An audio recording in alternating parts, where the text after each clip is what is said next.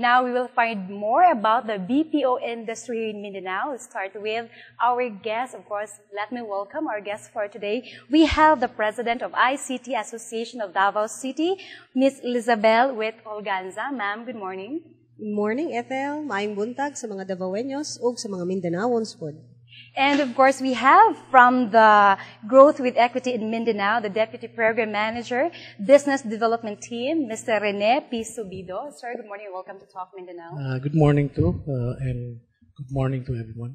We're happy that we have you here. And of course, let me first ask Ms. Uwit here. Ma'am, because BPO is actually not really new to the Philippines, but I think it's proper for us to know, especially for those who have no idea about this. What can you tell us briefly what is BPO all about? Okay, the business process outsourcing is actually the transfer of certain key functions by certain corporate entities to an outsource provider.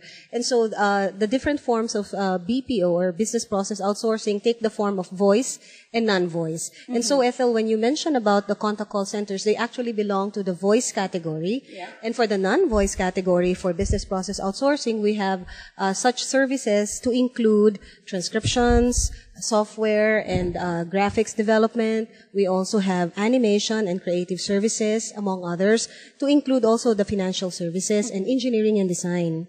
Wow, so I think that industry is very big. But how did this industry start in Mindanao? In Mindanao, one of the very first operators here was a contact call center, actually, which established its presence way back 2003.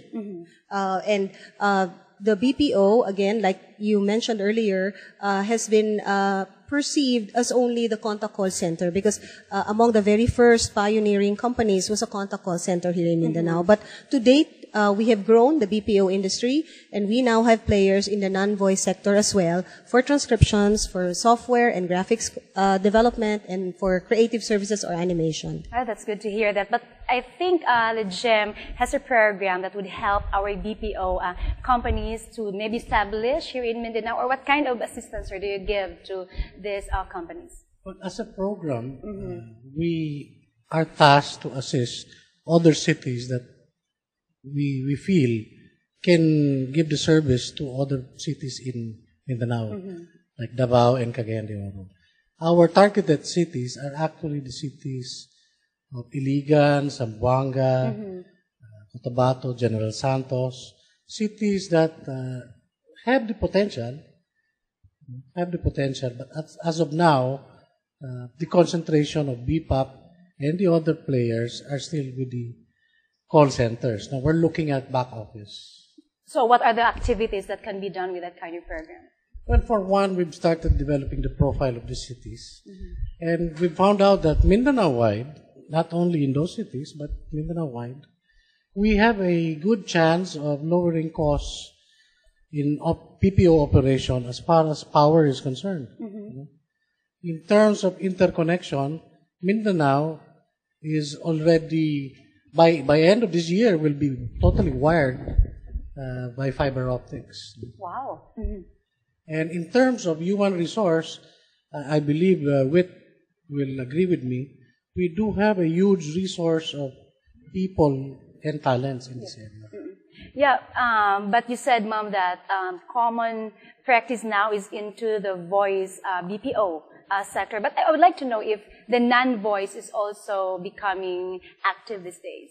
At the national level, actually, the BPOP and as well as the Commission on ICT is pushing for next wave cities, which include already Jensan and Davao City and other key cities in Mindanao, to be ready for non-voice, because we can compete as far as non-voice is concerned. Although even in Mindanao, the presence of the contact call center is still dominant, very dominant, but only in as far as, you know, a lot more people are more familiar with the processes in the contact call center, but we already have very competitive small, medium-sized companies that are into the non-voice service provider. So under your organization, which is ICT Davao Yes. organization, how many members do you have now?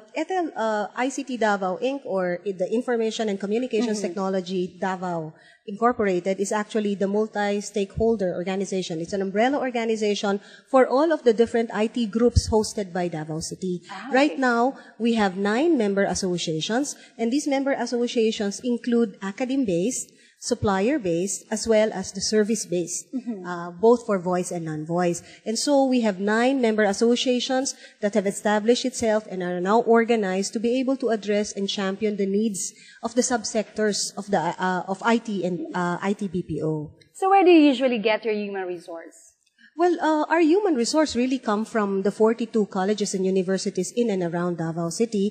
But Mindanao has such a deep talent pool, and that's why Mindanao has become a very, very attractive location for those companies that would like to expand their operations, largely because of the untapped manpower pool of Mindanao. Good to hear that. I would like to ask Mr. Rene here, before going to our gaps, sir. Lately, you've conducted profiling. Can you tell us briefly what happened to that, and maybe some of the major discoveries that you have?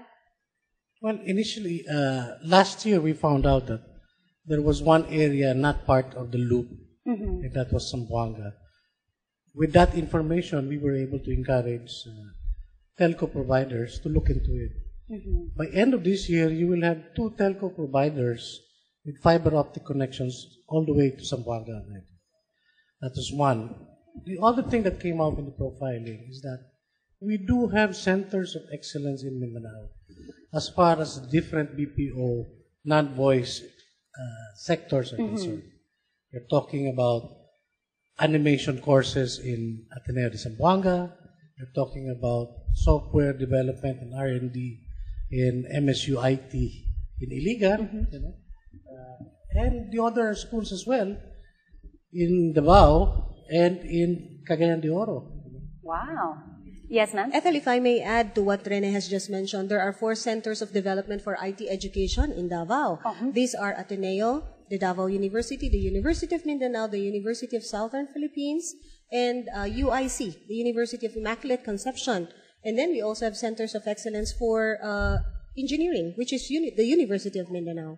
And so definitely, you know, with these centers of development and centers for excellence, we can develop a talent pool that's ready to accept outsourcing. Wow. We'll know more about the BPO industry when we come back. Please stay with us.